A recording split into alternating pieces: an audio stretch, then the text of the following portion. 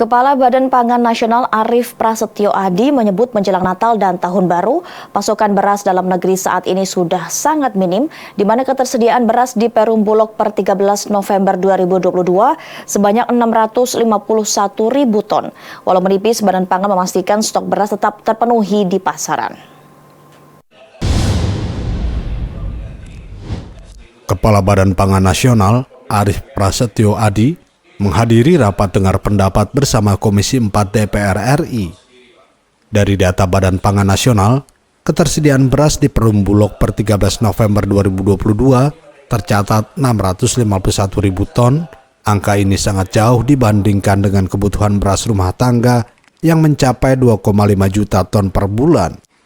Arief Prasetyo Adi mengatakan, dengan kondisi seperti ini, perlu perhatian khusus dengan melakukan top up 1,2 juta ton dari Bulog.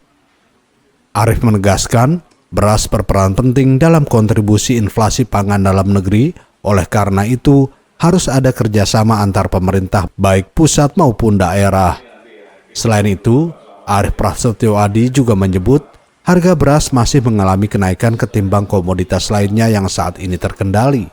Penting adalah neraca pangan diperkuat dan datanya harus akurat dan jelas apa dan bagaimananya.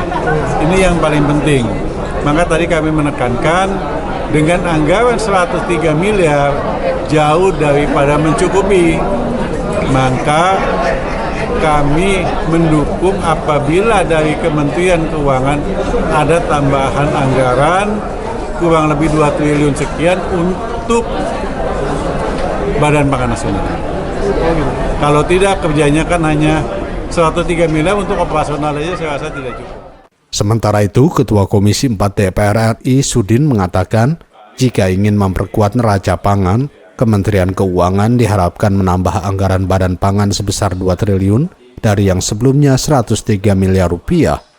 Kami punya neraca pangan dari seluruh komoditas yang ada hari ini sampai dengan Nataru akan terpenuhi, ya, seluruh komoditas yang ada di Badan Pangan Nasional.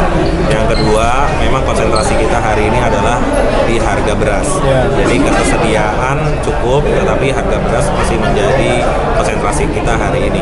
Karena harga GKP hari ini juga sudah sampai 5.800, artinya beras juga ada peningkatan harganya, dan kontribusi inflasi dari beras itu sudah 4%. Jadi dari sekian banyak produk yang dikelola Badan Pangan Nasional, kita akan fokus di beras.